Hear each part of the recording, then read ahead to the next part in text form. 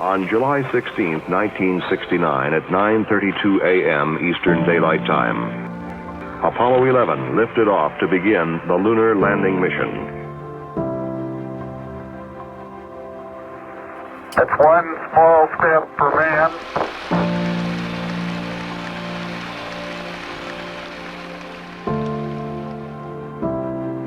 My dad really was an amazing man. I think I saw that he was in the first 100 NASA employees, and I thought, is that right? Do I need to fact check that? And then I thought, well, of course, because when they started, it wasn't even called NASA yet. He told us, I worked for NASA for 40 years, and what did you do for NASA? He said, well, I worked on one pretty good project. Yeah.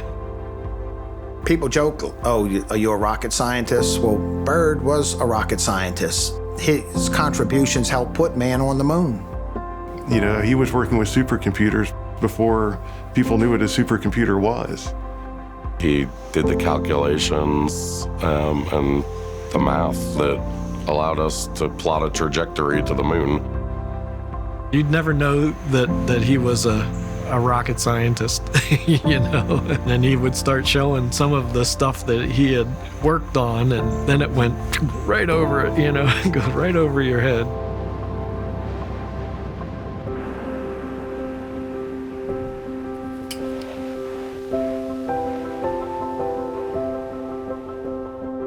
It was so wild. Dad was going into a group link or a meeting to get more involved in this brand new church where he didn't know anybody.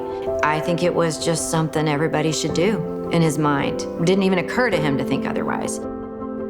Starting a small group, you tell your stories, and then he just had a feeling that he didn't know what he was supposed to do with the rest of his life. He was willing, and we suggested that he become our leader, and he jumped in both feet.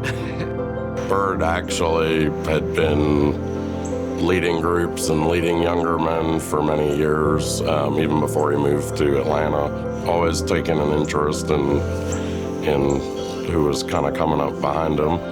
You know, it's funny, you're always tentative when you let go of an issue, and as a leader, he showed that vulnerability, and I think that was kind of instrumental in letting you know it was okay.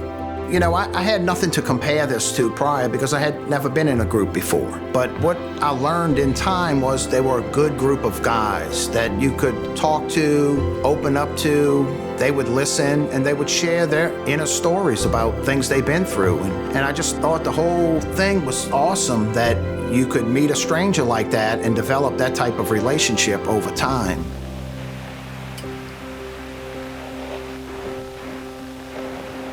I came over and there were all these boxes and they were done.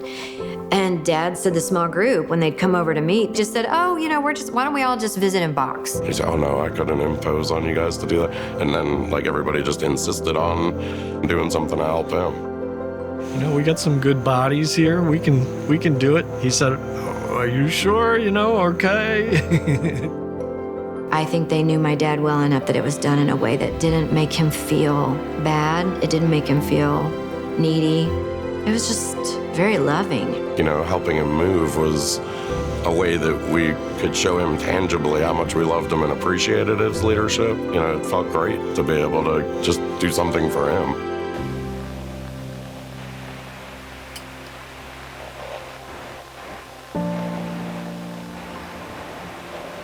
It was a really sad day. And I'll get choked up saying sorry. He was a special guy. And, you know, we had a lot of fun. You would have liked him. And he definitely had an impact on my life. I would think that anybody that was led by Byrd would hope to have, you know, a legacy even similar to his. Byrd would say one small step, and that's basically what it was for me. To join this group was one small step, and I was in, and I have no regrets. Other than I wish I'd have joined 20 years ago. Looking back at that night, I think just taking that one small step to started in that group, despite any of the current concerns that I had, was probably the greatest step and led to the greatest impact, because my life, I can't express how much my life's been touched. His accomplishment professionally with NASA, what he did it's amazing. It's astounding that they were able to get to the moon, that he did those calculations, and he has a place in history for doing that.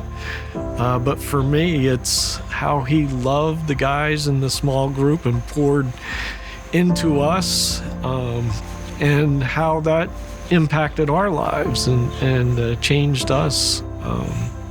I think that may be even greater. I know that God orchestrated my life.